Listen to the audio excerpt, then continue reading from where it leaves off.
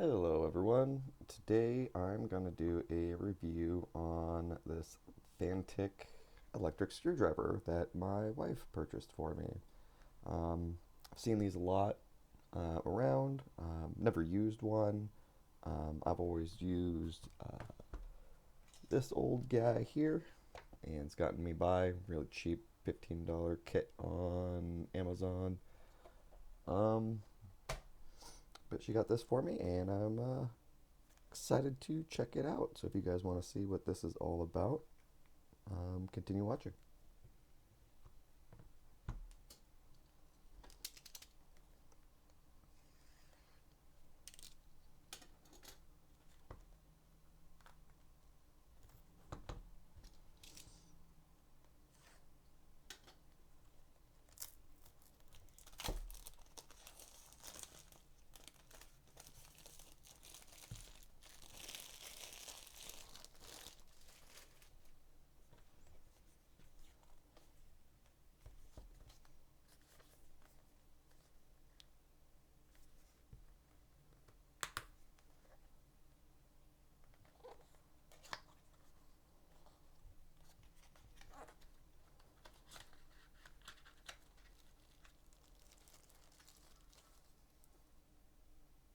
Comes with a USB charging cable. Silicon's pretty flexible. USB-C.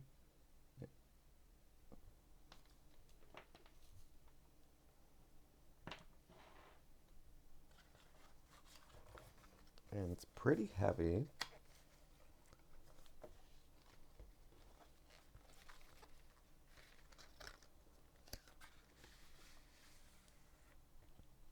And it looks to be very nice. The packaging's really good quality. It's manual.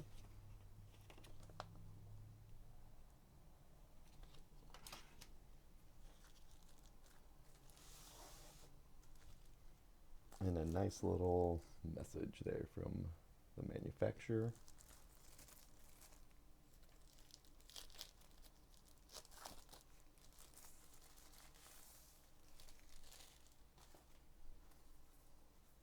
And it comes in a really nice case.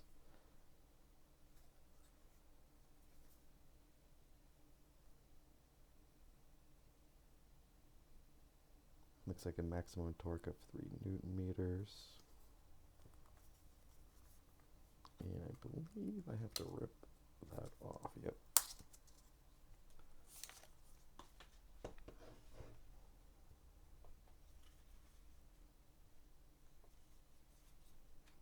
It's aluminum case with plastic ends on it. It's looks like, oh, it's a click style.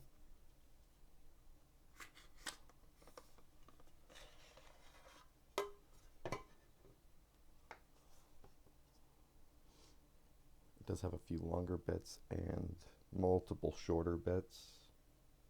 I believe the product description on Amazon has all of them listed.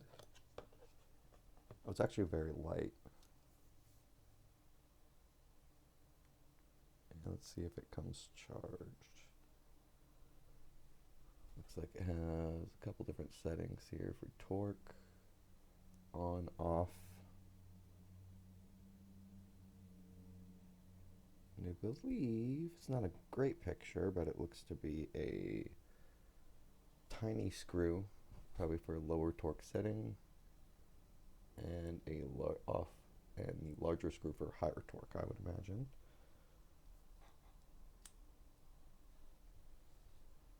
Two buttons. This one's for forward and reverse.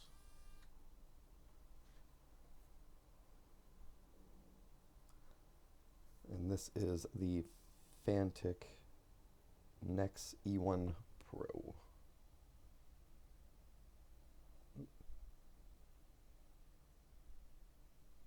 Come on.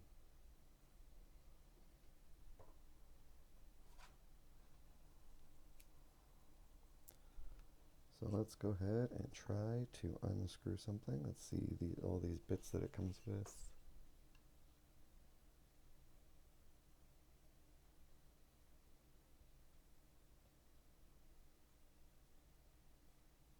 some long ones.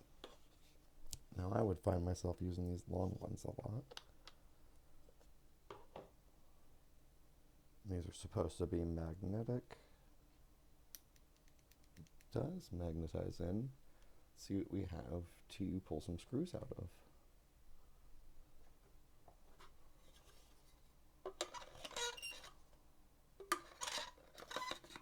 A little squeaky there.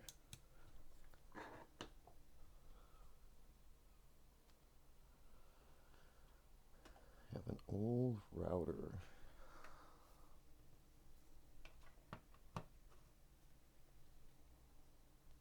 So backwards is obviously reverse, forward is forward.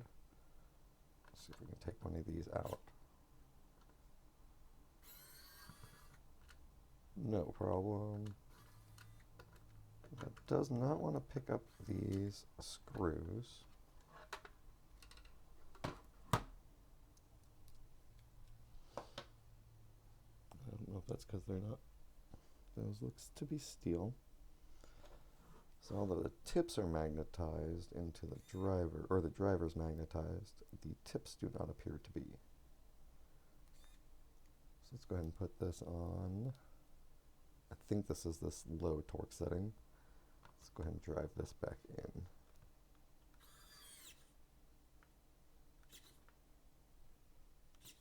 It does torque a little bit on my fingers, but it's not super high torque. And then let's go and move that to the high torque settings. I'm not concerned if I ruin this screw.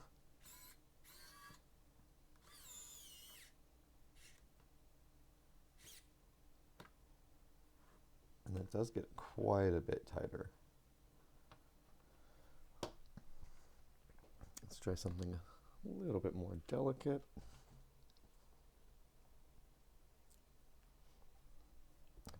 Old Game Boy DS case here where they some corrosion and destroyed the motherboard, so now this is parts. Let's go ahead and change our bits to a smaller tip here.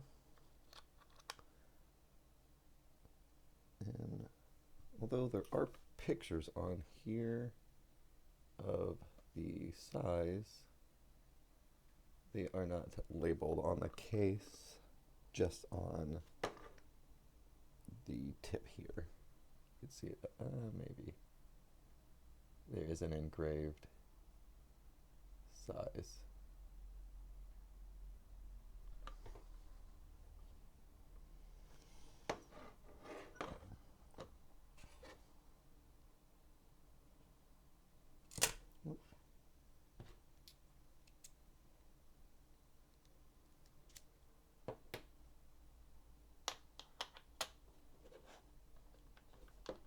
Oh, and that's quite nice too. The case is actually, that the bits go into is magnetized. So the bits should not fall out. That's pretty nice. Again, clicks to stay closed so it does not just slide out of there.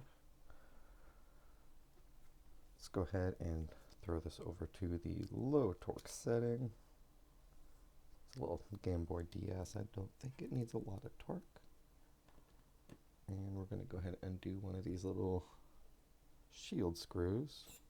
Well, it does like to twist in my hand a little bit, but I am not used to these as well, so could be something to get accustomed to.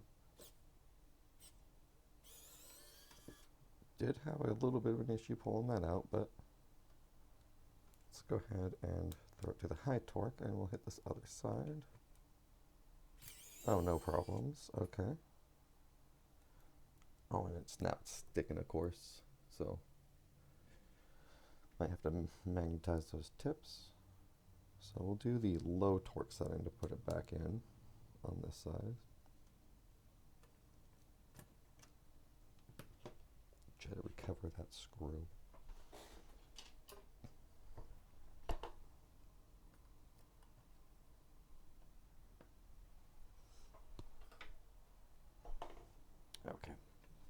Now that we got that back, set to low torque. I'm going to go ahead and try to put the screw in on low torque mode. It feels like it stops pretty quick. That might be really nice for even smaller devices like cell phones. Don't work on a lot of cell phones, but do work on small screens and microcontroller projects, so that would be really handy for sensitive or fragile equipment. So go to high torque, and let's try to drive this one in. Oh yeah, and that stripped that right out, didn't it? So the high torque setting is definitely not great for these little devices. See if I can strip this one out too. Again, I'm not worried about this case. It's junk. Oh, there that one goes now too. It almost tried to stop. Let's see how the tip looks afterwards. Still nice and sharp. It didn't ruin the tip at all. So nice tips. I know my cheap little $15 steel tip probably would not take that. It would strip my bits out. So these are really nice bits. What else do we have? I think that's pretty good. I do have one more thing we could take a couple screws out of. And this one is a hexagon bit, so let's see. Old solid state drive. It does have a couple hexagon bits, it looks like, but for the long bits, which I was curious about because my other one does not have long bits, and a couple times where that would have been handy. Now they are in order in here. I don't know what size that is. Let's go hexagon 2.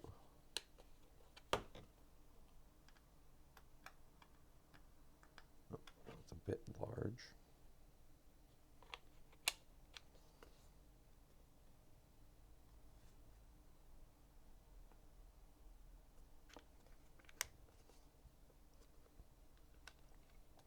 Okay, 1.5. That fits. So it doesn't have the largest selection of bits, but it does have most of the very common bits. It looks like tri-screws, triangle bit, star bit, 5-point security bits, the ones with the holes in the center, and then of course Phillips Torx bits.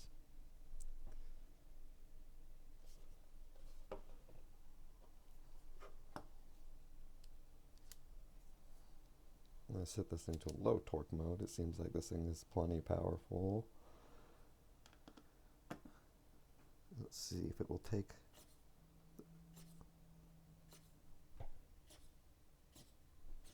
It doesn't appear so, and I'm not twisting this one. I'm letting the screwdriver do the work just to make sure. Nope. So, time for high torque mode.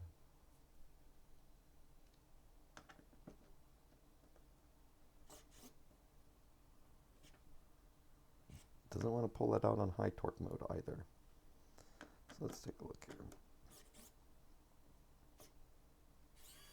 There it goes. I did have to give it a second there. So now those are in there pretty good.